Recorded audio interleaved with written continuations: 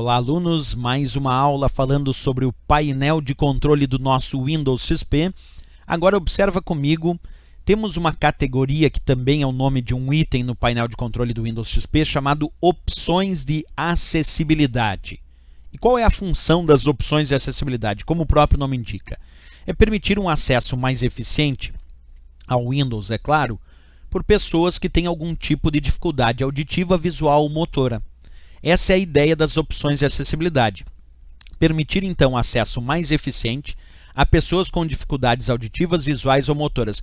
Como está descrito pelo próprio Windows, acompanhe a leitura comigo. Configurar o Windows para funcionar de acordo com suas necessidades visuais, auditivas e motoras. Essa é a ideia da resposta, se assim caísse na prova, sobre as opções de acessibilidade do Windows XP.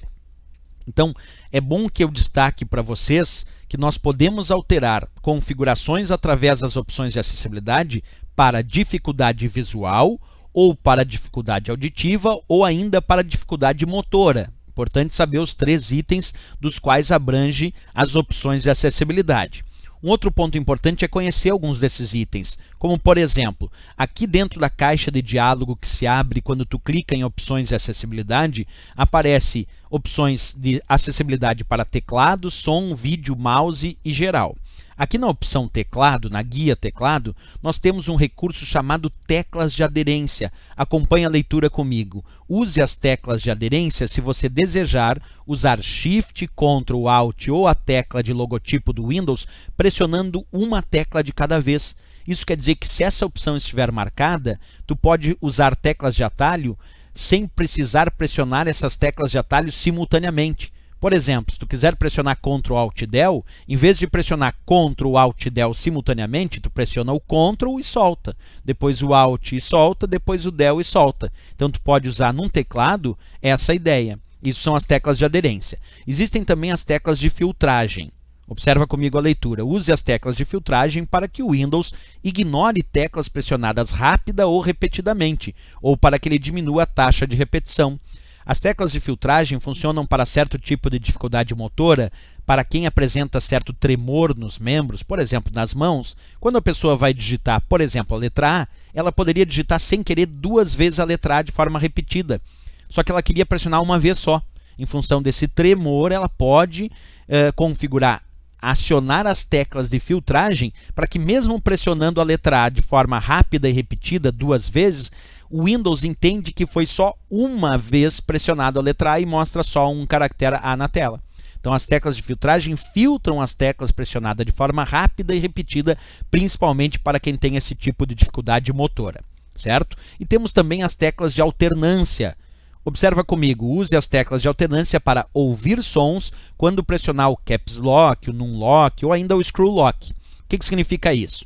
O Caps Lock é aquela tecla que eu tenho no teclado que, quando ativada, permite digitar em letras maiúsculas e, quando desativada, permite digitar em letras minúsculas. Se alguém, de repente, usa o computador, mas não enxerga, poderia usar esse recurso teclas de alternância para que o Windows emita sons quando tu pressionar, por exemplo, o Caps Lock. E aí, quando tu pressiona o Caps Lock, ele emite um som e a pessoa que não enxerga saberá que está digitando em letras maiúsculas. Quando clicar de novo no Caps Lock, emite um outro som e essa pessoa saberá que está então digitando em letras minúsculas. Isso são as teclas de alternância que permitem emitir sons quando o Windows perceber que uma tecla de alternância foi pressionada, como aquela que alterna entre as letras maiúsculas e minúsculas, como o caso do Caps Lock. Aí eu estou te mostrando a tecla Caps Lock no teclado. Então tu pressiona essa tecla e aí vai emitir um som. Pressionando de novo, emite um outro som. Dentro da guia som, ainda nas opções de acessibilidade, essa próxima que tem uma opção chamada sinalizador de som, que diz: use o sinalizador de som se desejar que o Windows gere avisos visuais quando o sistema emitir um som. Então imagina alguém que não ouve, mas quando o sistema emite um som, a janela ativa pode começar a piscar. Isso é a ideia de gerar um aviso visual para que aquela pessoa que não ouve saiba que ali foi emitido um som.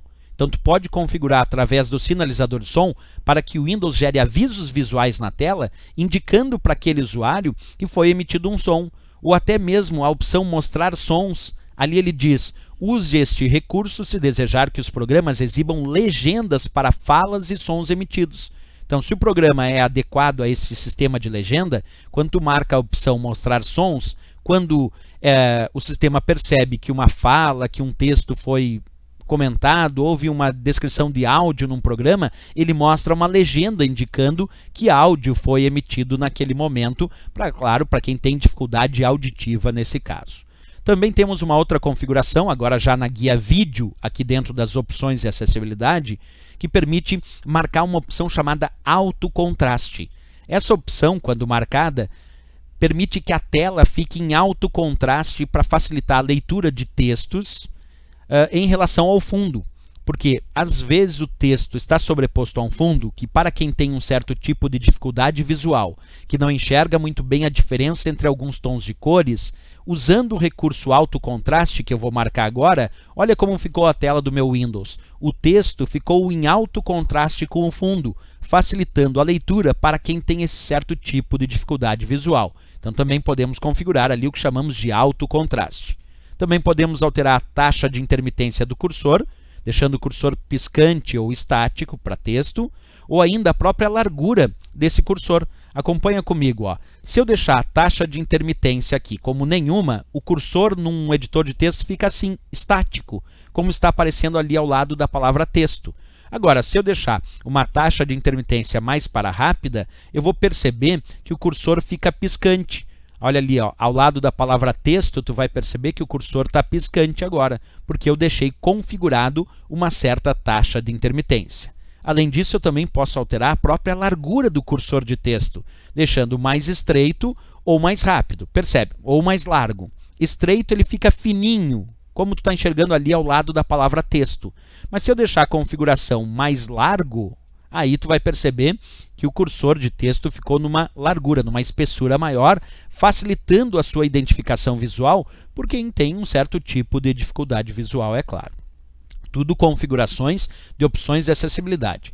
Além disso, também temos aqui o item mouse, que te permite definir o que chamamos de teclas para mouse. Ele diz: use as teclas para mouse para controlar o ponteiro com o teclado numérico. Isso quer dizer que com o teclado numérico do teu computador, com as setas do teclado numérico, do teclado, tu pode movimentar o ponteiro do mouse na tela.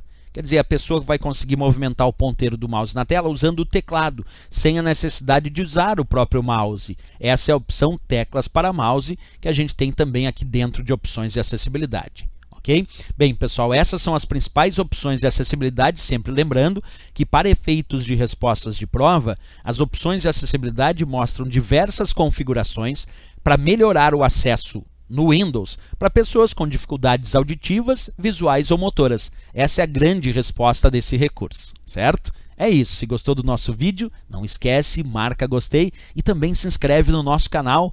É isso, até o próximo vídeo, bons estudos!